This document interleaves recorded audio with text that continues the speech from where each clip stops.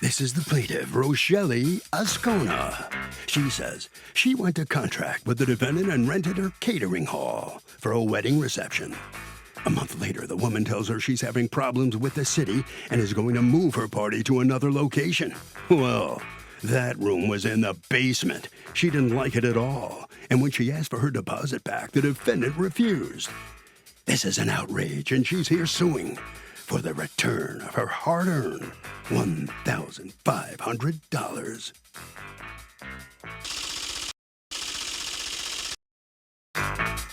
This is the defendant, Amaline Paniagua. She says she was ready, willing, and able to provide catering services to the plaintiff. She found her a larger venue because she wanted to add to the guest count. And she's sorry, but deposits simply aren't refundable for any reason whatsoever. She's accused of switching things up. The defendant has filed a countersuit for $3,000 for the remaining balance on the contract and defamation. All parties, please raise your right hands. Welcome back to the People's Court. Next case on the docket. The plaintiff says that she signed a contract to have her wedding at the defendant's venue, but the defendant said it had to be at another venue. Plaintiff wants her money back and hasn't gotten it so far. But the defendant says the plaintiff wanted to have more guests than originally planned, and she needed to move her party to a larger place. It's the case of here comes the lawsuit. Thank you, Douglas. You're welcome, Your Honor. Okay, Ms. Ascona. Oh, you can put your hand down. Ms. Ascona, what happened? Okay, so I'm Gary Murray. I was looking for a place so I can do my celebration. I found her information on Facebook, and I decided to contact her. I called her and we met in her place, and she offered us like a good combo. It was the place, the whole venue, and the decoration. All right, when you say I met her in her place, what place did you meet her at? Did you meet her at the actual proposed venue? Yes. Oh, okay. So you got to see the venue. Yes, of course. And you liked it? And I like it. I love, yes. Yeah, okay. And what area of town was it in? In Newark. Okay, so go on and tell me what happens. You agree and you end up paying a $1,500 deposit, correct? Yes. All right, and then what happens? Okay, the same day I signed the contract and I sent her the 1,500. And 2 days after, I text her to ask her how she's gonna organize the tables. Right. And then she texts me back, and then I text her in April and she didn't answer. So that's like a whole month later. And I text her again on May 5. She didn't even answer. So I decided to call her. And when I called her, I was actually calling her to see how the things were going. And then I also wanted to ask her if I can add 10 more people to the contract. Right. And when I called her, she said like, oh, I was about to call you because I have some problems with the city. And she told me that the city closed the venue, and she couldn't even offer Why me hadn't the she venue called you anymore. though? Why hadn't she called you? Did you ask her that? I didn't ask her that. I just trying to see what we can do because I wanted to have that place because I like it. So what did she do? Did she tell you, I have this other venue?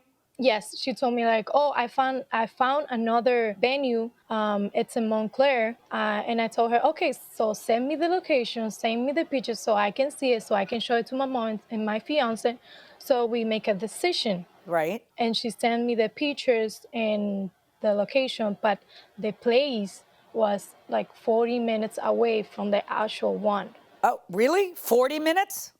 Yes. Wow, So okay. I was like, no, it's too far in the first place. And when she sent me the pictures, you can see that it's a basement because you can see the windows are on the top, and you also can see the stairs that's going down. I'm not saying it's something wrong with the basement. It's just not what you picked. Exactly. Okay, it's not so what I you want your $1,500 back. I understand your lawsuit. Yes. I'd like to understand your defense, Ms. Paniagua. Why won't you return her money if the place she picked was unavailable? And why was it unavailable? Why did it become unavailable? What happened? Okay, so the venue became unavailable because of circumstances outside of my control. Such as? I was renting the space. I was renting the space, so it's in a strip mall. And my landlord wasn't completely honest about the type of business that could be in the strip mall. Why couldn't you continue to be there? What did the landlord tell you was the reason? He was going to be continually fined because that type of business is not, the area is not zoned to have that type of business there. Did he not know this beforehand? I mean, how many times does a man have to be fined before he realizes that there's something wrong? Unfortunately, whether he knew this or not is not information that I have. I was a tenant there for almost 3 years. I signed a lease with him shortly before COVID hit. And while we were in the process of, we received a temporary approval from the city. Right. While we were in the process of getting the paperwork done. And then COVID hit. And so Right. my business was directly impacted by COVID Right. and was shut down for almost 2 years. So Right. I wasn't hosting events there for nearly 2 years until Right. the beginning of this year. And then you start hosting and- events, and then he gets fined. And I presume you also weren't paying rent for those 2 years, right? Yes, those 2 years we weren't Okay. weren't And paying then- rent because we weren't functioning. Right. I hear what you're saying, that, really your landlord kind of goofed because he rented to someone who can't open up there, and he feels that you should have known it and you feel that he should have known it. Whatever it is, this happens.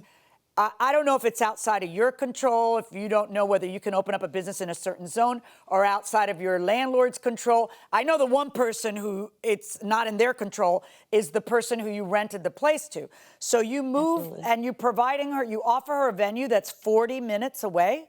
No, so let me explain. So the contract that we signed was a contract, it was a bundle deal. She was receiving the venue and she was also receiving decor. And so when they came to me, I explained to them that I charge a lot more to decorate weddings. But because, it was early in the year, it was March, her wedding was scheduled for July, my calendar still wasn't very booked for July, I wanted to help them. I gave them a really good, deal for both venue and decor. Which was how that much? was in March. Which was how much? It was $3,500 in total. Okay. And then there was $150 for a bartender that they were going to be hiring under my company as well. Okay. And so they received the package deal. She sends me a deposit for $1,500. A couple of days later, like she says, she reaches out to me. I respond to her, the number of tables and Now, what's she included. says that there was you ghosted her for about a month and a half. Is that true? I didn't ghost her. In my defense, when events are not immediately happening, You ignore them? sometimes not ignore them, but I'm just focused on the events that are at hand. I know, but not responding at all is ghosting and ignoring. It's not saying, "Listen, I have an event this weekend. I've got to focus on that. I'll call you Sunday, or I'll call you Monday." It's literally just not answering for a month and something. But in any event, when you do connect, you tell her, "Oh, I'm glad you called because I got to tell you something. Your venue's not there." And what? And then she says, "Well, okay, let me see your new venue." She sees it and she doesn't like it. It's too far for her. How far was it? Was it 40 minutes away? So from the Newark location to the Montclair location, it's 20 minutes. Right, but it's a difference between people having to drive 20 minutes or having to drive 40 minutes. That's a haul. But aside from that, I don't care if the walls are just a different color. The point is that's not what she rented. So why wouldn't she get her money back? Here is where the miscommunication begins to occur. So in May, when she reaches out to me, I was actually in the process of, I had just found out that I was no longer going to be able to be at the venue. The landlord tells me you have until May 31st to move. So we're already in the first week of May. And I'm like, Lord Jesus, what am I going to do? Not only about her, but about my other clients that I had already booked the venue out for the next coming months. And so I desperately begin to look for another place to run my business. And so a couple of days later, by God's grace, I find a place in Montclair. And I hadn't reached out to her because I was dealing with that. So I can accept that was a completely my fault and I should have reached out sooner. But I wanted to reach out to her when I had something. My question, though, is once you do talk to her, you tell her what? So this is what I say to her.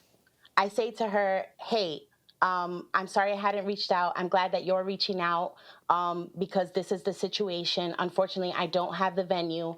I am moving to this location. This is what it looks like right now, but I do have to do some reparations. I'm going to add a couple of lights. It's going to be nicer. It does accommodate your number of guests. I said, this is an option. However, if you don't want my venue, there's still a balance on your contract, which you were going to pay me for the venue. I said, you can pick any venue of your choosing. You can pick any location close to you, in Newark, in Elizabeth. I will service you the part of the decor. What if but here's the problem. What if the venue she chooses has their own person who services and does their decor? Or what if she's lost faith in you because, this issue happened and, because she doesn't know you from a hole in the wall and she hires you because she likes what she hears at the meeting and she loves the place.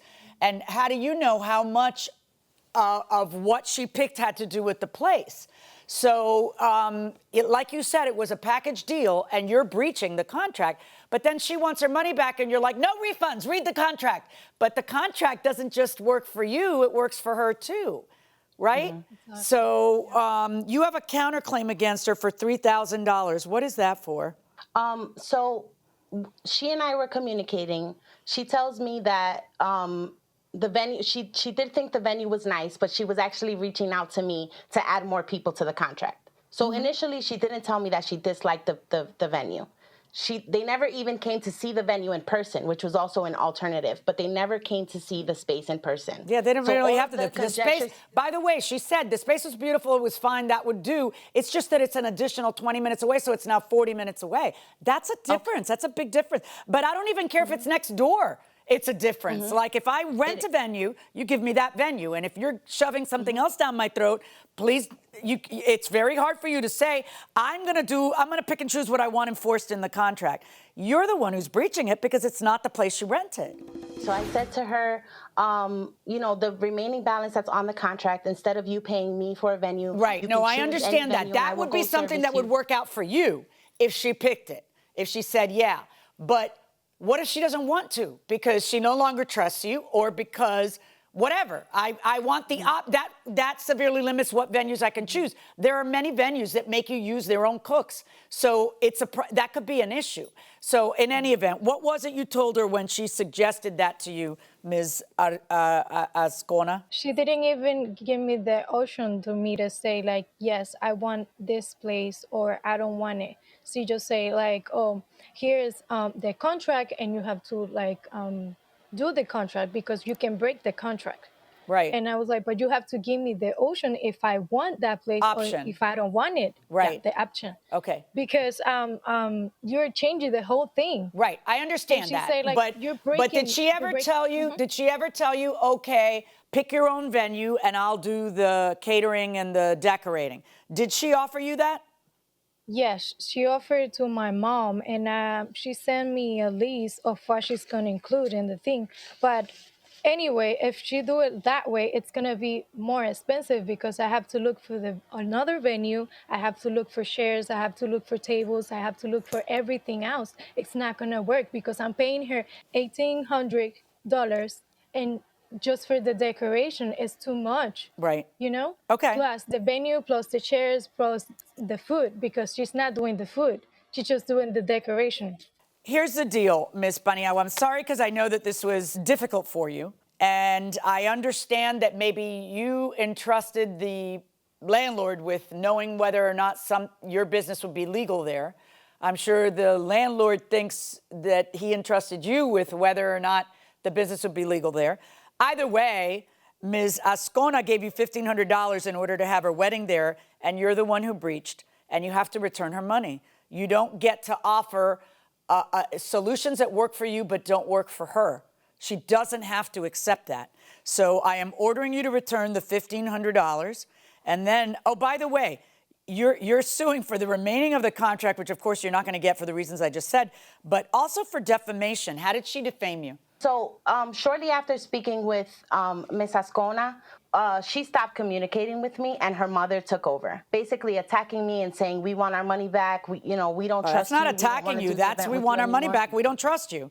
It was pretty aggressive. It was pretty aggressive. Right. But that's not defamation. How did she defame you? So she took to Facebook. She took to my Facebook page. I have been in business for 6 years now. I have quite a bit of a following. And so how many followers do you have? I have close to 2,000 followers on my Facebook. And what does she say on Facebook? On Facebook, she just publicly wrote a comment about how I stole her money. and she said a few disrespectful things, and then she took to Okay, if you Facebook want groups. to sue for defamation, first of all, you have to sue the person who defamed you. And if the person who defamed you is her mother, then you can file a lawsuit against her mother.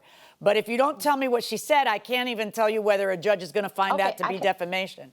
What did the mother say? Yeah. I can pull it up here.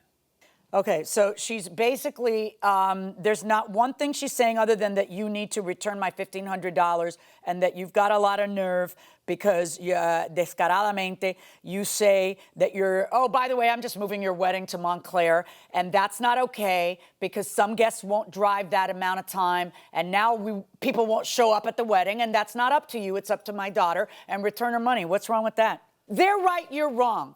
Okay, and then they're complaining that you're wrong and you won't return the money. There's a budget for a wedding and you're keeping half of it while she's still got to plan a wedding. I mean, yeah, they're mad. I don't blame them for being mad. You don't have the right to change venues and not return the money. You know that because you're a businesswoman. And if you have 2,000 followers and you've been in business 6 years, then you know that you don't have the right to do that. You might want to do that because you don't want to pay $1,500 because you want to keep $1,500. But that doesn't mean that what you're doing is right. And I think you know that it's not right. I'm wondering how it is that you think someone's not going to criticize your business model. No, Your Honor. Yep. If I could just say, it's not that I want to keep her $1,500. Unfortunately, then you want to limit. Okay, you're the person shaking everything up. A month before her wedding, a month and a half before her wedding, where now what you want her to do is, I'll tell you what, I'm still cooking, I'm still decorating, you find another place, but you can only look at places that let me cook and decorate. Who do you think you are? No. $1,500, verdict for the plaintiff, and on your counterclaim, $0. Plus prejudgment statutory interest since the moment she lost the venue. Because that's the minute when she should have returned your money.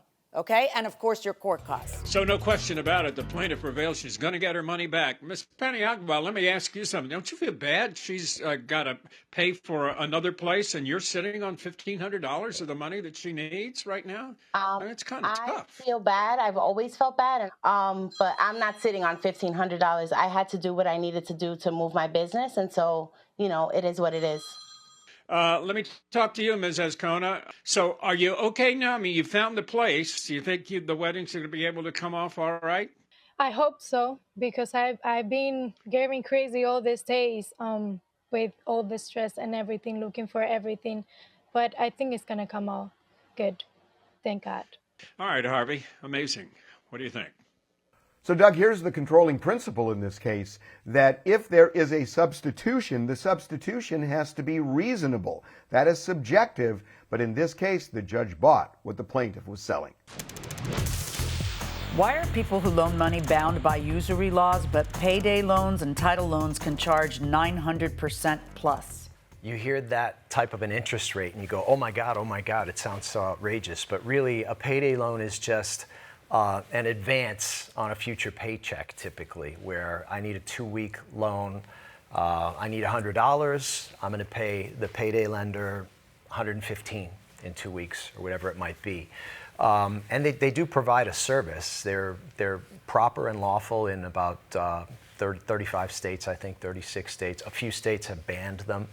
But people are always going to find a way to get credit.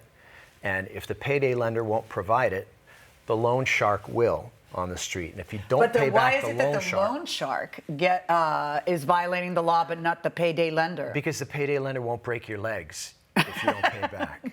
So I have to imagine that in those states where it's permitted, that the government's saying, all right, we have a number of people who will lose their home if we don't do this, or lose their phone service, or their car will be repoed. And so we're going to allow this under these circumstances, and they probably regulate it. There's probably regulations about Absolutely. And they're high-risk loans, and so that's why they have high interest rates, because these are people who probably can't get credit through the bank. And consumer lending, where you used to be able to get loans from banks pretty easily, the government's pretty much crushed that and made it kind of helped to encourage the payday loan industry to spring up, because, as I said, people are always going to find a way to get credit at the end of the day. And that's my 2 cents on the subject. And if you don't pay me by Friday, that's going to be 4 cents. All right, so make sure you make that payment.